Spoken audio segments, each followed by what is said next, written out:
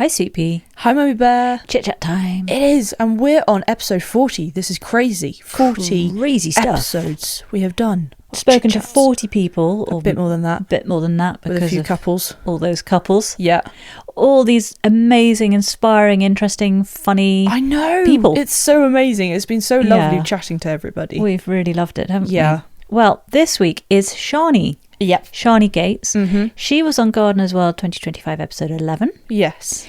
And she was the Aussie dude. She was the Aussie dude. Who came over from Australia to the UK largely because of her modelling career. Yeah, and we did have a small chat about that.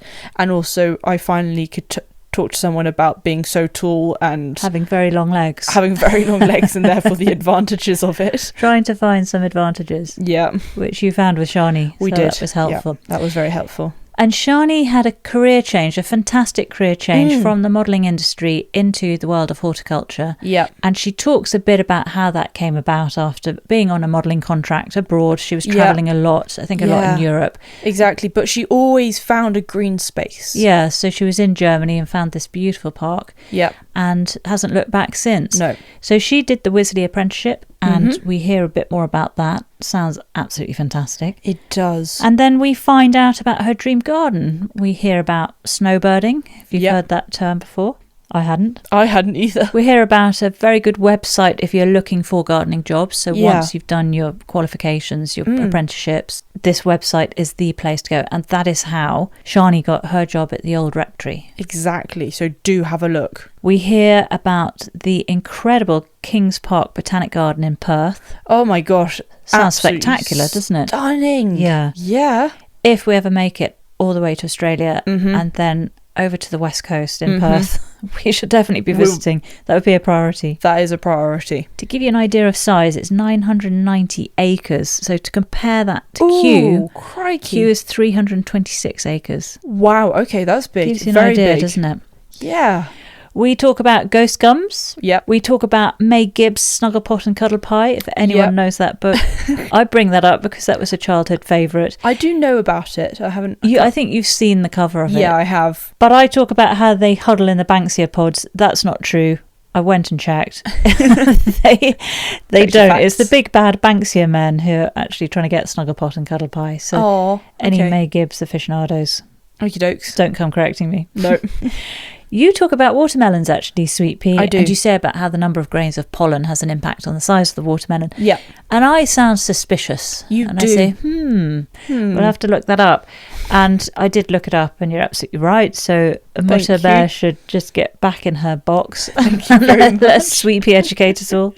Thank you. In terms of noises, Sharnee's sitting on a creaky chair. Yeah, we have got a creaky chair. So you can Quite hear normal. that in the background. But it was a very succinct conversation because we had a hard stop of Sharnee. We did. I mean, you can picture the scene, a lovely hot summer's evening. Yeah. And she and her fiancé were off to some birthday drinks at the pub. Sounds straight amazing. after. So we had that hard stop. So we did. We managed for a change to condense things right down.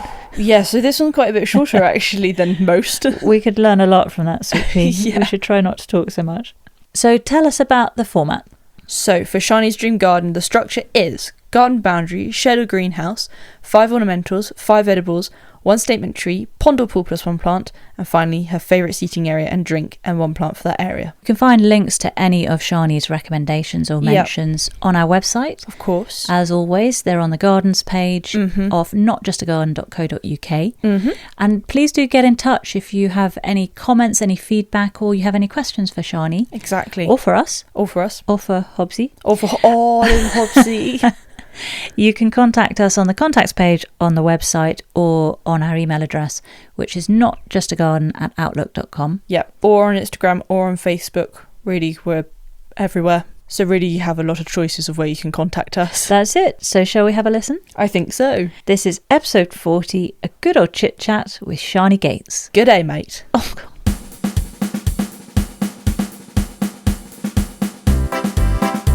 Hi, Sharnee. Welcome to Good Old Chit-Chat. Hiya.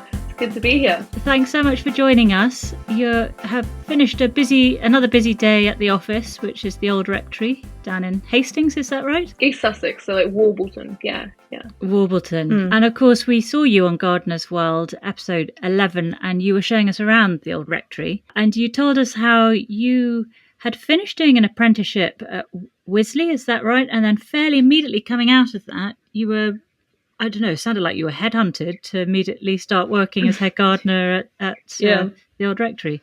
Yeah, so I did a 2-year apprenticeship at Wisley, and that was brilliant. They kind of took me through all the different areas of the garden and learned about every aspect of gardening. And then I got a full-time position there so I graduated and then got a full-time position in the Winter Walk area. And at Wisley? Yeah, at Wisley, and then got headhunted fantastic. by a recruiter, which was really exciting. Wow. Yeah, to come to the old rectory. Did I read also that you worked at Painshill? Yes, I did, yeah. Because Painshill we saw on Gardener's World, it looked like quite an unusual place, beautiful. And I don't know if you watched Taskmaster. Have you ever seen that? I have not, no. You've got to watch that. This is really good. Is that filmed really there? good. I've seen adverts of it. Yeah, it is. Exactly that. They do some wow. of the tasks at Painshill. We're kind of Taskmaster Amazing. fans and then saw that. So When I worked there, they filmed, I think the first Bridgerton was filmed there. Like some of loads of things are walking filmed there. scapes and things. Yeah. Okay. So how long were you working there? So I volunteered there through lockdown. Right.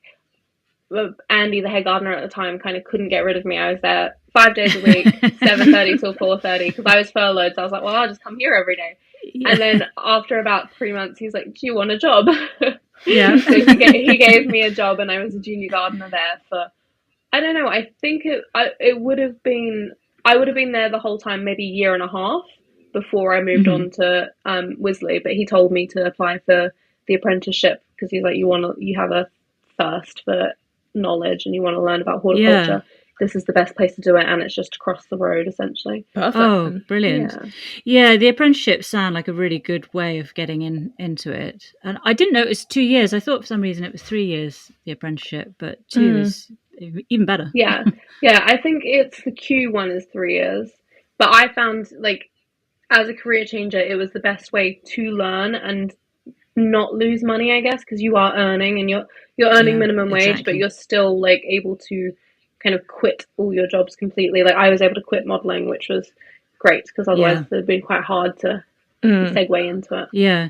So you were modelling prior, and they talked about this on the show, how you had been modelling since you were 16, is that right? Yeah, even younger than that. I moved here when I was 16. I got scouted at 11 and started modelling at 13. I know. You started earning at the age of 13?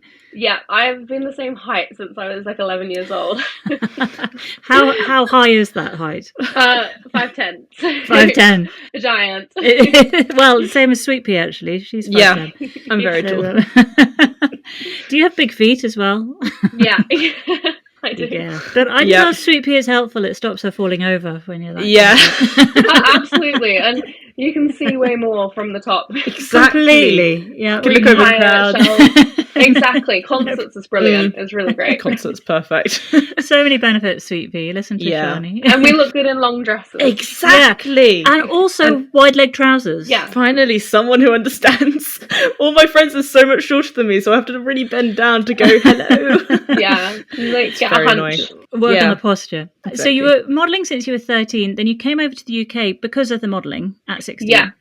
So I came over to the UK when I was 16, and on your own? I was here for a month with my mum, and then kind of just the world let me do my own thing. So they had what we call model apartments, which is like flats that were friends of the agency, and they would have either a couple of models or a model, and you're kind of housed with a family or someone who knows the agency. And so that's how I was for I was supposed to be there 2 months, and then I was working so much that they were like, why don't you just move here? And my parents are very free thinking and a little bit hippie, but also very choose your own destiny, be independent. So they were really happy for me to do that, which is kind of unheard of. Yeah, and I like the idea of you staying with a family or staying, that's nice. In someone's home if they're nice people, sort of guardians, I guess. Yeah. As a parent, I'd feel a lot more comfortable about that rather than just out there on your own. So the transition from modelling to gardening came about because of lockdown?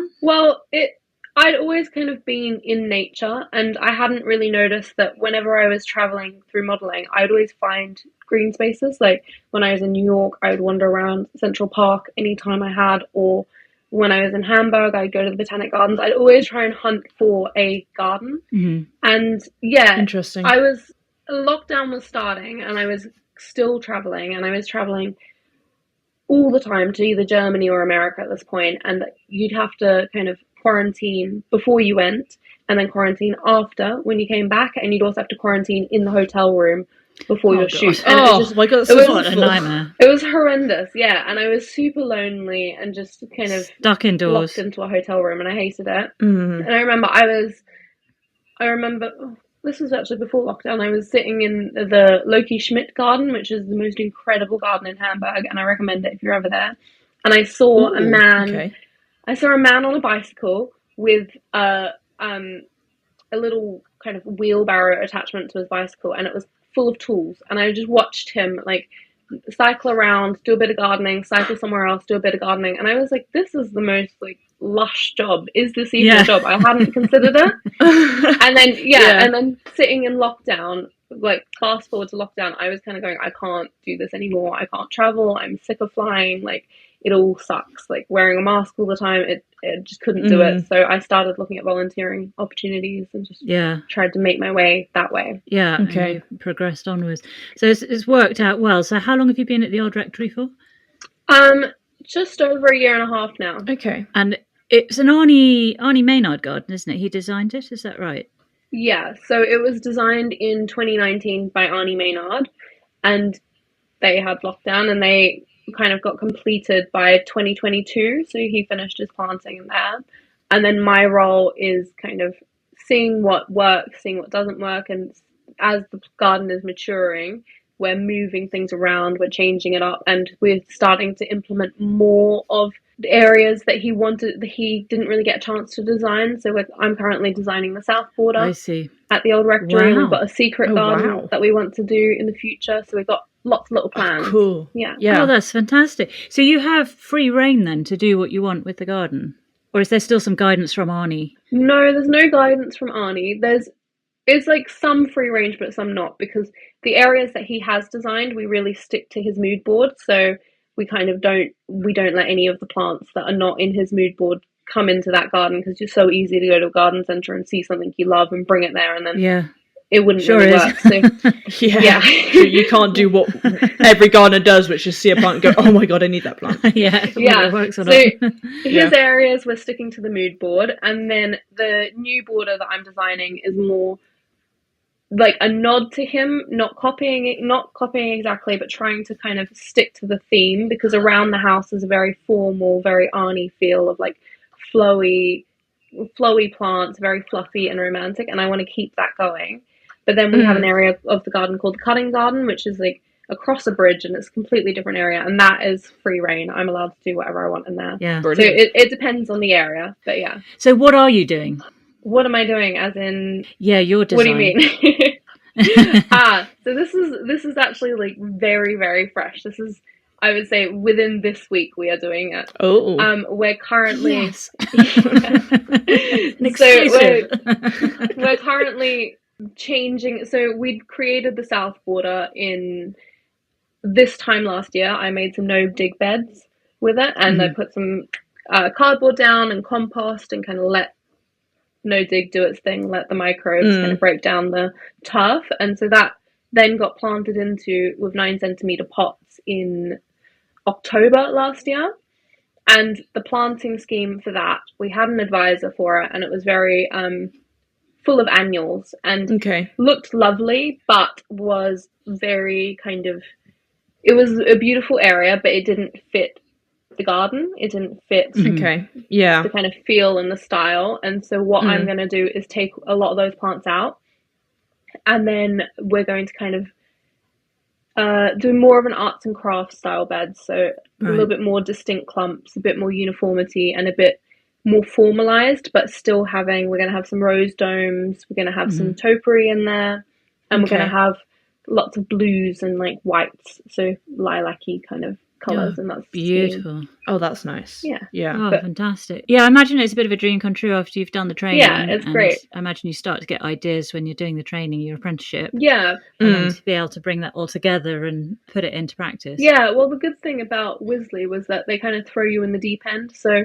straight after I graduated the apprenticeship, the winter walk and 7 acres, they were like, okay, we've got 3 huge beds that are probably good, like 2 acres, I want to say, of beds, just huge. They're like, you're going to redesign these. And so I, straight out of the apprenticeship, had to redesign the equinox beds, is what they call them. And it's the asters. And so I was ripping them all out, dividing them, putting them back in swaves, or because they'd kind of been there for about 5 years and kind of overgrew and just were kind of meshing into each other. And I took them all out, rearranged them all, added more asters in and more, I think, flamboyant colours, and then kind of, so that was you do get thrown into the deep end, and I have had a really lucky opportunity where I've been able to design in a lot of my roles quite early on, which has been great. Oh, fantastic, because you've got an art background, haven't you? Someone else has said that to me, and I don't really know. I wouldn't say I do. Both my parents are artists. My dad's a portrait artist, and my mum's an artist. Okay. I like to casually paint, but I wouldn't call myself an artist. Did a bit of fashion design when I was a model, but no. Oh, okay. Say that. You're a garden artist. Garden artist, there we go. Creative. But exactly. Can't claim the big A. No. I'm conscious of time because we've only got you for an hour, so we should probably get started on your dream garden. Yes. Cool. Hopefully we'll get the opportunity to ask more questions as we go through. So this is where you can go absolutely wild. Cool. Yeah. What would be the garden boundary? So surrounding your garden, contouring it. So I was a bit confused by that question, but I've been thinking about it, and I think I would have Cotswold stone, like kind of dry stone wall, like quite low. That's nice. And then I would love to have kind of a capability Brown moment of stealing other people's landscapes, stealing the vista, and low wall, but then having valleys and like farm land around me, so I kind of get to enjoy that, but then not have to actually maintain it. Oh, beautiful! That would be my boundary. Would it be in the Cotswolds, or is there somewhere else in the world you'd like it to be? I mean, somewhere lush and green that's driving distance from a beach would be brilliant. Yeah, that'd be nice, wouldn't it? That's perfect. So not the Cotswolds then? No. It's lush and green, but... like Devon, maybe. Devon would be lovely, wouldn't it? Yeah, exactly. Yeah, Devon or Cornwall. So it would definitely be in this country then? You're not hankering after anywhere else? No, I think, like, if I was a millionaire, I would definitely be what you call a snowbirder, and I'd just chase the sun, so I'd live half my time in England and half my time in Australia. Yeah. But, yeah, I think if it's realistically, it'd be England, definitely. It'd be here. And if it was in Australia, would it be back to Perth? Or would you go on to the East Coast? Yeah.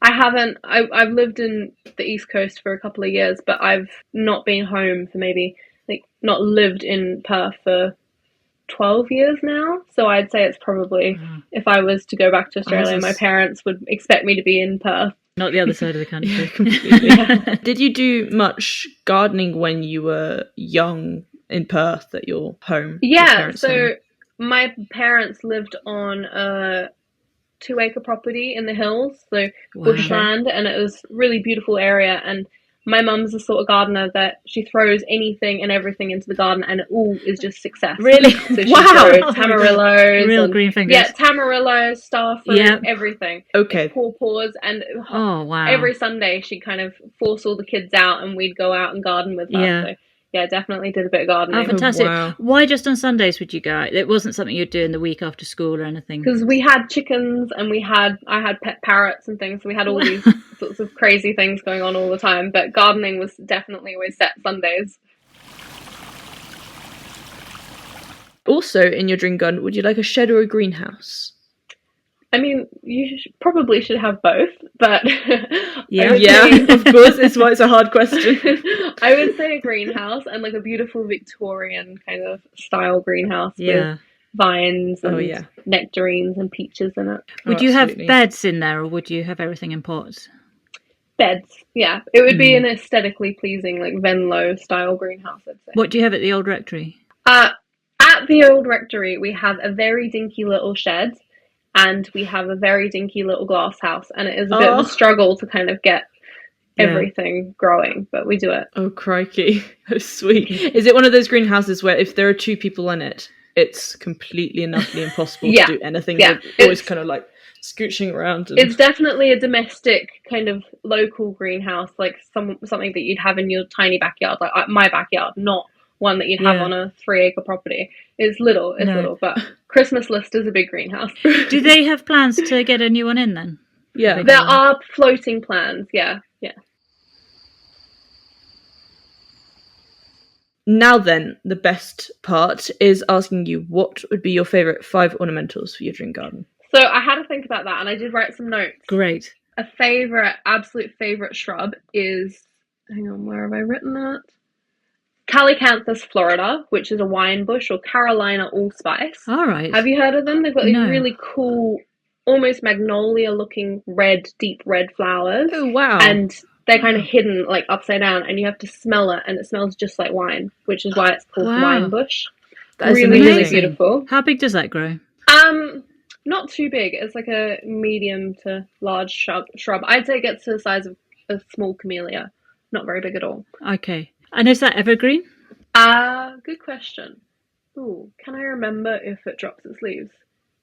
I think it is not evergreen. I think it does. It is deciduous. It does drop. Okay. But where have you seen that? Trying to rack my brain. It's at Wisley. We have them in Oakwood. They have them in Oakwood. Yeah. Really beautiful. Okay. Are they drought tolerant, or kind of what space do they like specifically? They like woodland. So it's like a woodland plant. Okay. Okie dokes. Great. What's the second one? And then it is a Philadelphus coronarius, which is all-time favourite. Oh, yeah. Very fragrant smelling white blossoms, single flower, very beautiful. And I think their common name is mock orange. Yeah, okay. Oh, right, yeah. Of course. Oh, those are gorgeous. Yeah, really lovely beautiful. Fragrance. Yeah. Flowering now, really lovely. Yeah. And what conditions do they like? They like dappled shade, so they like a bit of sunlight, but dappled shade. I think they can do full sun. And then they like quite dry soil. So kind of perfect soil, you know, the loamy, like, it's hard to describe it. They're not bog plants, they're not marginals, anything like that. They're kind of another shrubby evergreen. Yeah. They're not evergreen as well, they're also deciduous, yeah. You talked about how your mum just put everything and anything into the garden and it worked perfectly. Have you chatted with her about gardening and kind of taken ideas? I can't do that at the old rectory because we're on high wheeled clay. So if I put anything in the garden, it doesn't survive at all. Oh no! Yeah, wish I could do look that. After it far more. And also, Oz is such a different climate. It's more chatting about what of course, plants I can get here and what plants she can't get, which is sad. Like she can't. So many things that are really common, like Allium globemaster, you can't get in Australia. Like we always chat about things that grass is always green on the other side.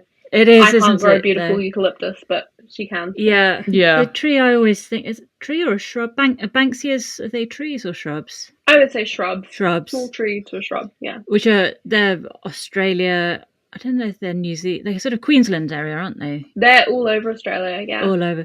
But they're so beautiful, and they always, for me, they are the epitome of Australia. Obviously, eucalyptus, but Banksias I always think of, because I just never see them over here at all, whereas I do see eucalyptus around the place. Yeah. So it'd be lovely to be able to bring something like that over. You can get a few hardy not eucalyptus, Banksias. So Banksias' Latin name is Callistemon, and there are a few of them that grow naturally in Tasmania, and Tasmania gets quite cold climates. Yeah. So there are a few cultivars that you can get in England that will survive outside. I can't remember which ones they are, but you definitely can. Yeah. No, but that sounds promising. I'll have to check that out. Did you? I don't know if you know the kids' book, Snuggle Pot and Cuddle Pie. Yes, I do. By May Gibbs. The Gumnut Babies. Yeah, and they were always in sort of the Banksia pods, so I always associate it with that book. Yeah, completely. What's the third ornamental? Good question. That is Sambucus nigra. Gorgeous foliage, just very beautiful flower. I'm really a big fan of the umbellifers, and they do a gorgeous one. They smell lovely. Oh, they're gorgeous. Is there a veg garden at the old rectory? Very small veg garden, but yeah, we do have a veg garden. Okay. Do you cook with produce, or can you take anything home with you, or how does it work? I can take home. Most of the veggies and fruit go to the house if the birds haven't eaten them. But we have a lot of birds and they do like to eat our produce. But yeah, on a Friday I'll pick some veg or fruit or whatever's kind of going.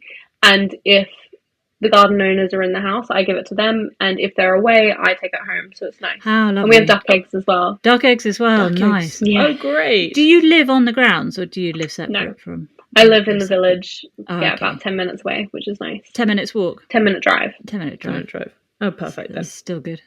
Yeah. What's the fourth ornamental? The fourth ornamental is Rosa generis gardner, which is a climbing rose, and we have it all over the garden, and it is my favourite rose because it is the first flower and the last flower. It just flowers and flowers and flowers like its name.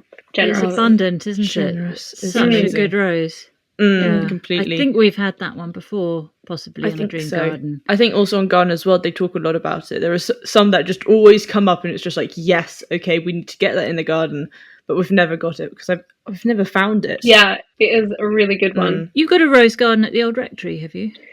We have hundreds of roses at the old rectory. The garden owner, Lord Barker, is a real fan of roses, so we have roses on every tree, we have roses in domes on the beds, we have roses on every wall. Everywhere there are roses. The entire garden is a rose garden. How beautiful. That's so amazing. And can the garden be open to the public at any time of the year? Or so we do. This year was the first year we opened to the public, and we opened NGS days, so we had 4. Okay. And then they will all sell out, which was really exciting. Brilliant. And then since then we've had a few arranged visits of big groups. So if there's a garden group or something like that and it works with Lord Barker's schedule, then we'll book them in and I'll give them a tour of the garden. Does Lord Barker, does he or his family come out to the gardens, or kind of what's the kind of relationship between you guys and... Yeah, he loves the garden. It's kind of his passion project, and the house is seen as his forever home, so he really puts a lot of effort into the garden. I constantly see him outside deadheading, and maybe once a week we'll have a meeting where we walk around the garden, see what's looking good, what's not looking good. He's very collaborative and very enthusiastic about the garden, which I'm really lucky to have as brilliant. A boss. Yeah. So it wasn't him who recruited you, it was a recruiter, you said. So yes. So he sort of outsourced that to someone else. Yeah, so there's a recruitment site called English Country Gardeners, and they kind of recruit for private gardens, and a lady messaged me from there. And do you register on that? You do register. Or how do they know your name? So I registered on it before I got my Wisley job, like before I got my full-time job, and you put all your details in and everything. And then while I was working there, she called me and she was like, hey. Brilliant. Wow, that must have been such a momentous call to get. Yeah. That's so amazing. Head gardener. Yeah, especially the relocation thing as well, because I was living in Surrey at the time. She's like, would you consider relocating? I was like, have to see the garden. Yeah. Oh, okay. So you're saying because of the relocation, you were happy to take it? Were you wanting to get away from Surrey, or you didn't? No, it was more of a kind of scary moment to be like, ooh, wow, this is a big thing to be able to relocate and everything. So I was like, it has to kind of be the perfect garden, because you're moving your entire life to another county, quite far away from each other. So yeah. And your partner, because you're getting married next year, aren't you? Yeah, in March Big in Australia. Congratulations. Thank you. In Australia. Wow. Perth, presumably? Yeah, Perth. Yeah. So did your fiance, did he have a job that allowed him to relocate easily? Yeah, so he works completely online, so very, very lucky. Yeah. And he's very supportive and was happy to move. So you have complete flexibility, which helps, doesn't it? As opposed to having 2 careers, and that just causes a logistical nightmare. And what was it like in terms of change in kind of salary from modelling to head gardening? I assume that it's sort of quite an imbalance, isn't it, between the two? So hard. Yeah. Very, very, very hard. Yeah. You do earn quite a lot in the fashion industry, like modeling, and the amount I was working, I was earning quite well. But it was a bit of a change, especially going from high earning modeling to apprentice wage. That was incredibly difficult, and I think I used a lot of my savings doing that. And then relocating to Surrey for the job as well, and all of that kind of adds up. But yeah, in the end, it's more about the lifestyle, and I'm much happier in this lifestyle, and it's worth it. Yeah, completely. It's definitely the right move.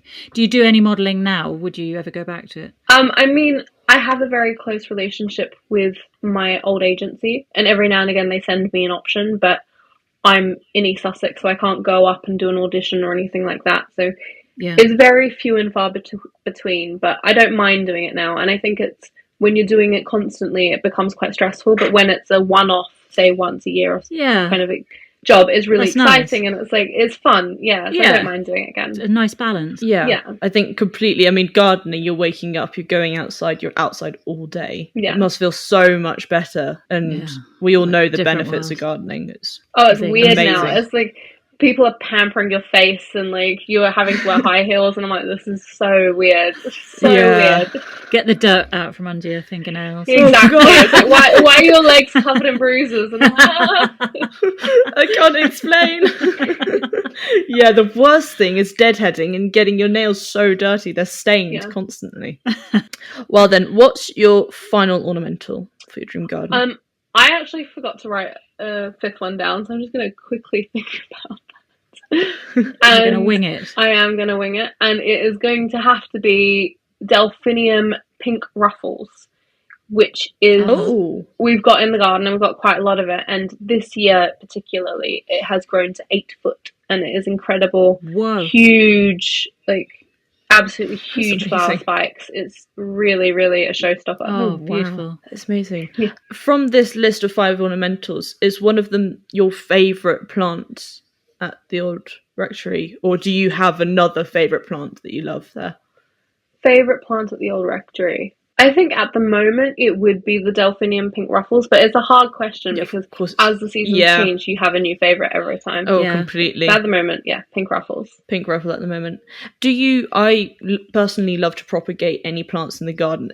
She's always propagating. Yeah, it's become a slight obsession that in the winter, because it's so cold, I just go into the greenhouse and I kind of propagate any plant that's in the garden that I really like. Do you do a huge amount at the old rectory? I wish I could. We don't really have the glasshouse space at all, or the light, because all of our south-facing areas is all formal and ornamental. So the kind of north side, which is the darker side, is where my glasshouse is and everything. So I don't get to grow that much. Right. But I always save seed. So I always save Aquilegia seed, and I always save foxglove seed, and anything that's like really beautiful, all the wildflowers, the Olea grandiflora, I'm always saving those, and I'm sprinkling them like crazy, but I can't. I wish I could do a lot more soft stem and hard stem cuttings, but I can't. Hence the Christmas list. Hence the Christmas list. Exactly. And in the small glasshouse that you have, what is the main thing that you do? Is it mainly seeds in there? Yeah, so we do a huge amount of annuals. So the annuals that go into the beds are Amimagus, like cow parsley, bishop's lace, Queen Anne's lace, Olea grandiflora, like all these different annuals, cosmos. So I do all of the seeds for that. I also do seeds for the cutting garden, which is like sweet peas and stocks and things like that. And then I also do seeds for the veggie patch, so it's all seedlings everywhere. Seedlings everywhere, amazing. Wowzers. How many other gardeners are there at the old rectory? So it's a team of 3 of us, and I'm the only full-timer, and then the other 2 are just part-time. Okay, wow. Crikey. And it's 3 acres, you said? Yeah, plus another acre of field. Plus an acre of field. How do you have to look after that? I mow a line in it. we have one strip with a ride on. Vista. Yeah, exactly. With a vista with an urn, and I do that, and then the local farmer borrows the field for sheep, and so he comes in and mows it for us, which is great. Yeah, perfect. Do you take your dog to work, or does the dog stay at home? Sometimes he does. Oh, yes. Great question, Sweet Pea. Hobbs would love to come. Yeah, the house has 3 dachshunds, and when they're away, Dougal can come in, but otherwise he stays out. Oh, sweet! Lovely to have the dogs there. Do they run around with you, the dachshunds? They don't really. What do? They kind of run through the alpine strawberries and eat those. We have lots of alpine strawberries in the nut garden. So they're hoovering food up rather than chasing food up.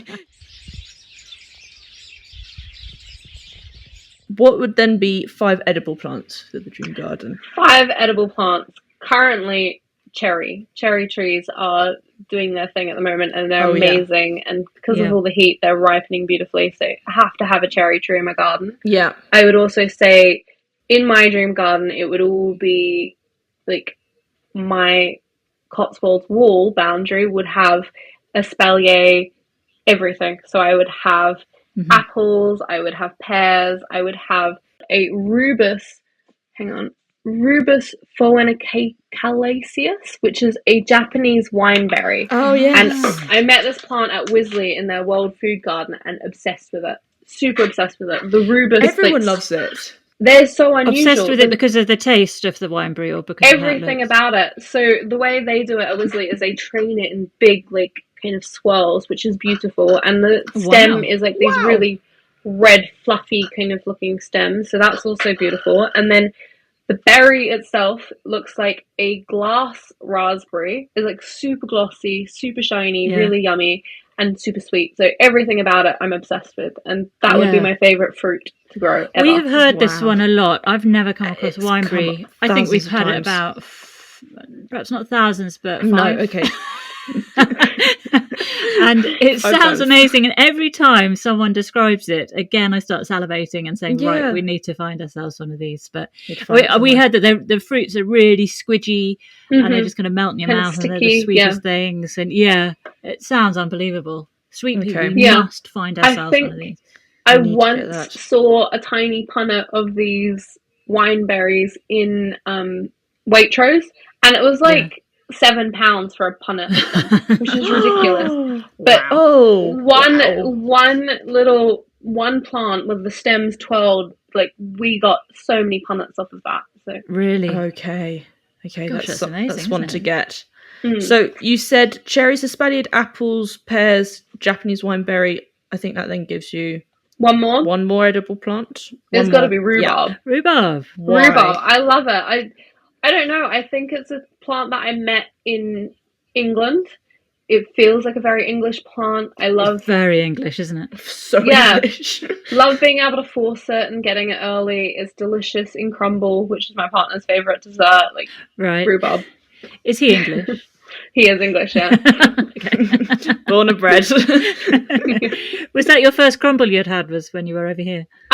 No. So my dad is English as well, but we'd always had apple crumbles and things. Rhubarb, I don't know why I've never really eaten rhubarb in Australia. I think we have rhubarb lollies, but they don't taste the same, like the candy things. Yeah. Oh, the rhubarb and custard ones? Yeah, maybe. Those ones? Yeah. Do you grow rhubarb in Australia? Or do your parents grow that? My parents do not grow that, no.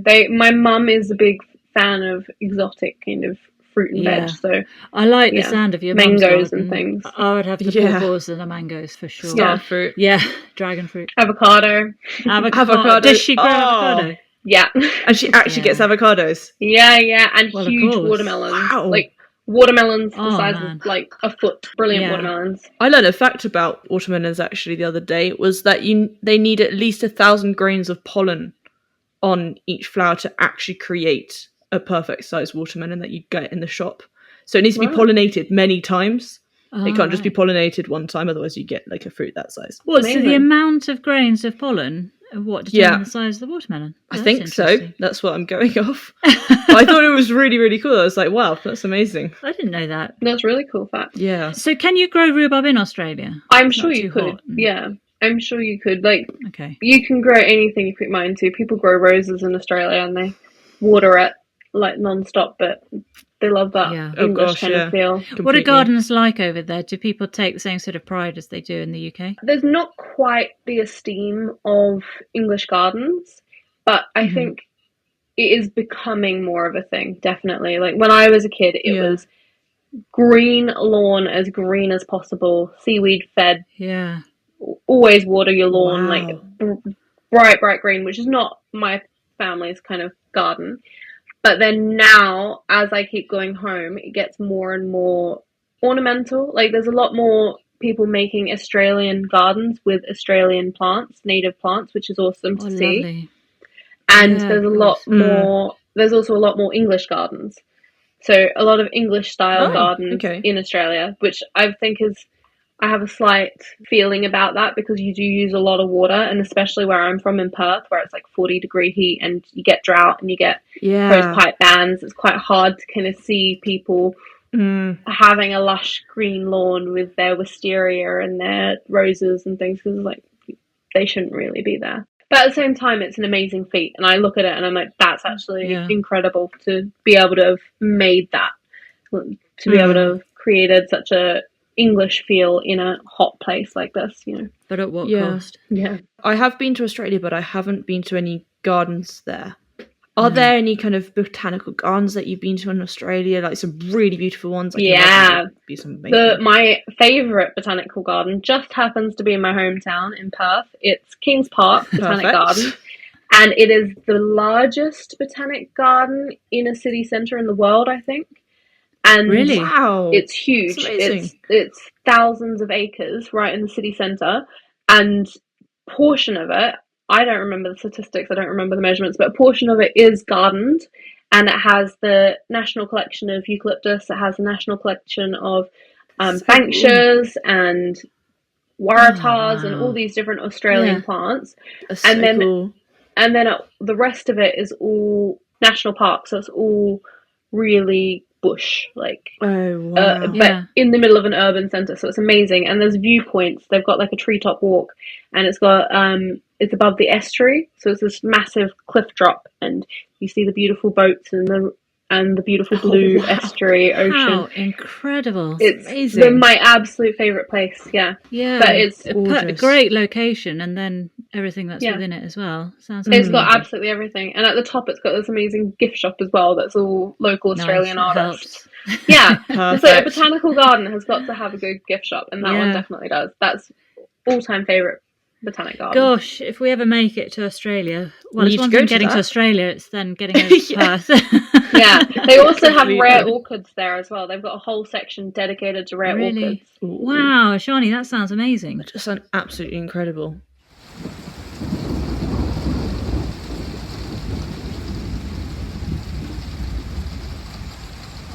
What would be your statement tree in your dream garden? Your favourite tree to have there? Favourite tree in England is the Asagricium, and that's because beautiful paper bark. It goes red in the autumn, and then it drops its leaves. It's a very, very beautiful tree. I do love it quite a lot.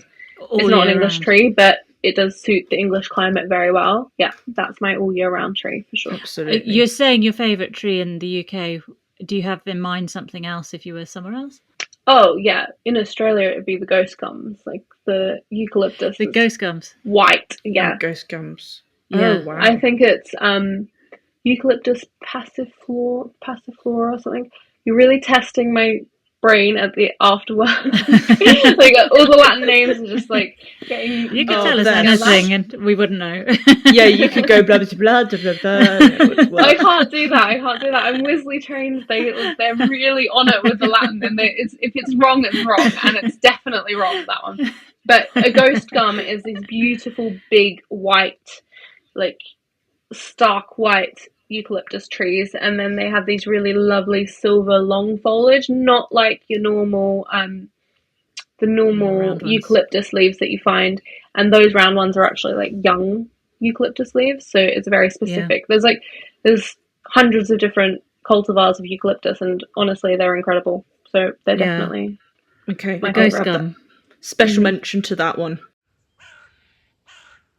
Would you like a pond or a pool, and what plant would you have in that area? I mean, that was a very hard question because I love swimming and I love pools, but it would have to be a saltwater pool because I don't like chlorine.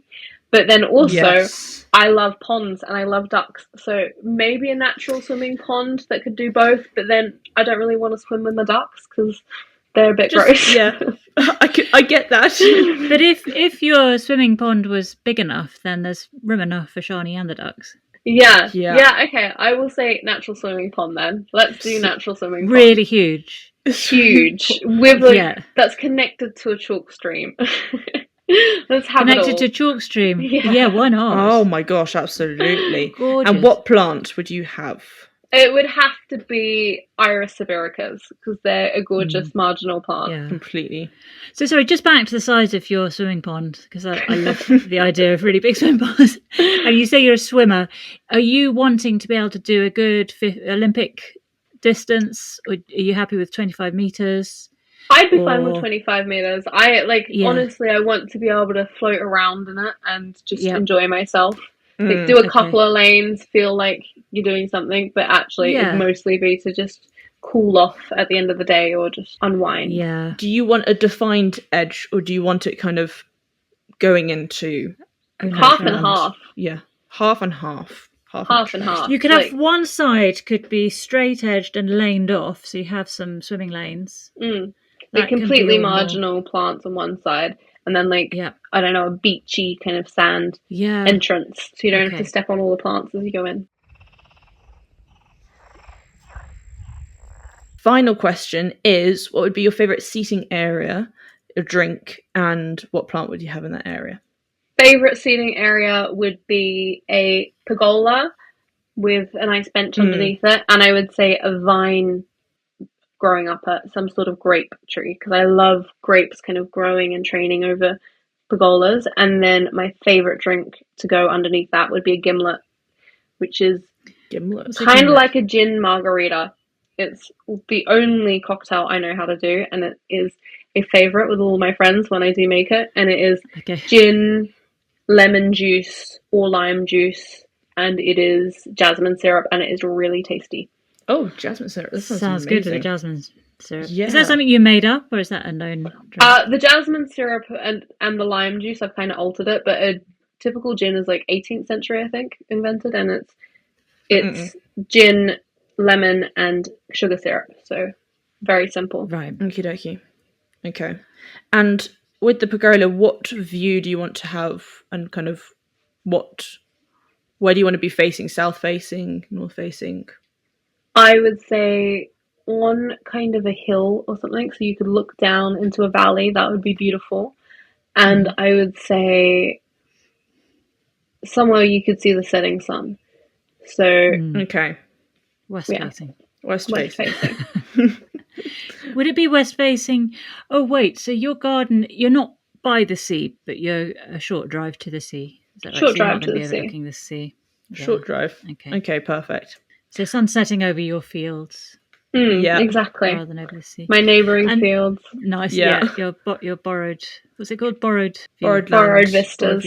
Borrowed vistas. That's the word. And is your bench a wooden painted bench, or is it a rattan bench? Or what's your bench like? Definitely a wooden bench, rustic wooden bench. Not painted. Not a fan of painted. Not a fan of rattan, really. I think they don't. Yeah, they wear out pretty quickly. Cushions? Yeah, definitely. Big plush cushions that you can lay down on. Yeah. Okay, lying down bench. And what colour are your cushions? Deep red, maybe. It has to depend on the colour. It depends on the garden. Of course, that's a good point. It depends on what's going on around. Have you got a favourite seating area at the old rectory that you like to sit down? I do. They have a really beautiful natural bench that's just in front of the field, and you sit on it and you look back at the house. It's slightly on a slope and it's covered in oxeye daisies. Like it's in the meadow area and it's just beautiful. Completely surrounded by oxeye daisies. It's really lovely. Yeah, that's gorgeous. So what's your garden situation, the cottage that you live in? Very small courtyard, and so it's all pots. But I do have a climbing hydrangea up one wall, and I have a camellia in the little tiny patch of soil I have. Okay. Do you get much sun in your courtyard? Not at all. None at all. Oh, no. Completely north facing. Oh no. Is this cottage going to be your forever home, or do you want to find somewhere bigger with bigger garden? No, it's definitely a saving home. It's a home that I'll stay in until I can get into somewhere nicer. Yeah. With a garden? Yes, definitely with a garden. Have you got to go? I do have to go, yeah. Okay, let me just run through the dream garden. Okay. Sure. So, your garden boundary, we had lots lush and green near a beach, but not just kind of 10-minute drive away. Cotswold dry stone walls, stealing the vistas beyond. You wanted a Victorian greenhouse with vines, nectarines, and beds inside, really pretty. Your 5 ornamentals, we had the wine bush, we had the Philadelphus coronarius, Sambucus nigra, Rosa generis gardner, and the Delphinium pink ruffles. Your 5 edibles, we had cherry, espaliered apples, pears, a Japanese wineberry in the swirls, and rhubarb. Yeah. Your 1 tree was the Acergrisium, a special mention to ghost gums. And then you wanted a huge 25-metre swimming pond, half naturalised, half beachy on the other side for your ducks as well, connected to a chalk stream with Iris siberica in it. And finally, your seating area was pagoda with a bench, rustic bench with cushions on a hill looking down into the valley, west facing, with a grapevine growing over it and a gimlet. Yeah, that sounds perfect. Sounds very good. And I hope you'll get that dream garden. Yes. I doubt it. Well, thank you so much. You're off drinks with friends now, birthday drinks. Yes, I am. Lovely summer evening. Yeah. Have a lovely evening. Thanks so much for your time. No worries. Thank you. It's been a good old chit-chat with Sharnee.